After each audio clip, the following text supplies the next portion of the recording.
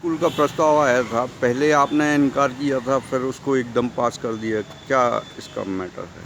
जिस दिन बोर्ड बैठक हुई थी उस दिन हम लोगों ने यह प्रस्ताव बोर्ड के समक्ष रखा था कि कैंटोनमेंट एरिया के अंदर कई स्कूलें हैं, लेकिन प्रायोरिटी केवल कॉन्वेंट स्कूल को दी जाती है।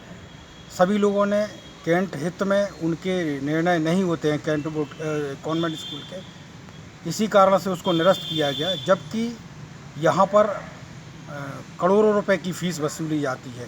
असेसमेंट के दौरान इनका असेसमेंट और एक किराने की दुकानदार का असेसमेंट एक ही नियम के आधार पर किया जाता है। चूँकि अभी हम लोग पर मानसिक प्रेशर बनाकर सर्कुलर एजेंडा पर सिग्नेचर कराए गए और हम इस बात को इनकार करते हैं कि जो प्रश्न, जो भी मुद्दा बोर्ड में एक बार आ जाता है, पुनः एक्ट के अनुसार 3 महीने तक नहीं आ सकता। एक ही बैठक 7 दिन बाद बैठक में निरस्त किया गया, फिर सर्कुलर एजेंडा में पास किया गया। तो अभी तक हमारे पास प्रोसीडिंग नहीं आई है। प्रोसीडिंग आने के बाद पता चलेगा कि इस मुद्दे को किस रूप में लिया गया है। और मैं ये कहना चाहता हूँ कि ये कॉन्वेंट स्कूल में जिस प्रकार की भ्रष्टाचारी चल रही है, जो मैडम है वहाँ पर, वो उनकी मोनोपाली, वो कहती हैं मंत्री मिनिस्टर से बड़ी हैं।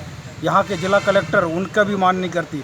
पता नहीं सीओ साहब को उन्होंने किस प्रेशर में ले रखा है, जिसमें उनके हर एक मुद्दे को वो इस तरीके से प्रस्तुत करते हैं कि उनको पास करना पड़ता है। अगर हम नहीं भी पास करते तो आर्मी मेंबर को साथ में लेके और वो प्रस्ताव पास कर लिए जाते हैं और हमें धमकी दी जाती है कि अगर आपने इनको पास नहीं किया तो हम बाकी सारे काम आपके होने नहीं देंगे। इस कारण से मैंने उस पर सिग्नेचर कर दिए हैं और मैं बोर्ड के बाकी सदस्यों पे भी इसी प्रकार का प्रेशर डाला गया।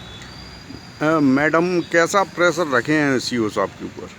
मैडम, यहाँ पर क्या है कि बच्चों के एडमिशन कराने होते हैं। उस बच्चों के एडमिशन कराने के लिए हर एक मेंबर यहाँ प्रयास करता है। चूँकि हम जनप्रतिनिधि हैं, हम लोगों की बहुत सारे लोगों की अपेक्षा रहती हैं, तो अपने यहाँ होड़ है एडमिशन कराने के लिए।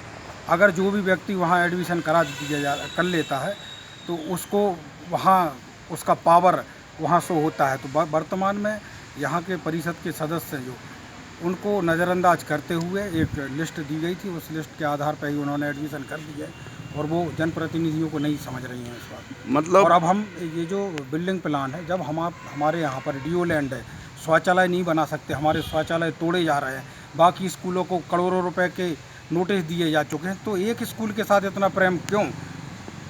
जो भी कानून है वो सभी के लिए बराबर होता है। अब वर्तमान में ऐसी स्थिति क्यों है, ये बोर्ड में रखकर इस बात को सभी समस्त सदस्यों के ऊपर और उच्च अधिकारियों को इस स्थिति से अवगत कराया जाएगा। कहने का मतलब ये है कि मैडम दबाए हुए हैं सीओ साहब को।